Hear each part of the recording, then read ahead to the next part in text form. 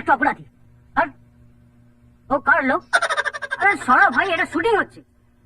করে দাঁড়িয়ে আছে। হ্যাঁ, আমি একটা অপরাধী।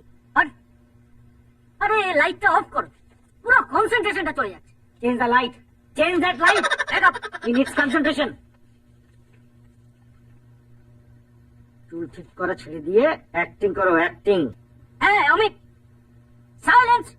এই ঘুমটা আমার মুখের ভেতর ঢোকাবে নাকি? এটা শুটিং হচ্ছে না, সার্কাস হচ্ছে। Who the hell is laughing here? কে আসলো?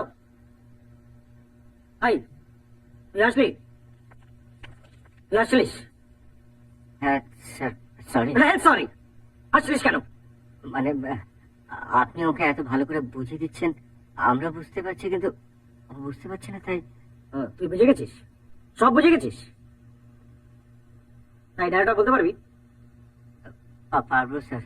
তুই এত বড় ডায়লগ, পুরো ডায়লগটা ক্যামেরার সামনে বলতে পারবি? হ্যাঁ পারবো, কিন্তু উনি যদি অসন্তুষ্ট। তুই বলতে পারবি কিনা সেটা বল। পারবো স্যার। ওকে, চলায়। হ্যাঁ হ্যাঁ, আমি একটা অপরাধী। সমাজের বুকে আমি একটা কলঙ্ক। আমি জানি যে তুমি আমাকে ঘৃণা করো, আমাকে তুমি একটা ঘৃণ্য মানুষ ভাবো, কিন্তু কোন মানুষ তার নিজের ইচ্ছে খারাপ হয় না। কোন মানুষ তার মায়ের গর্ভের থেকে খারাপ হয়ে জন্মায় না।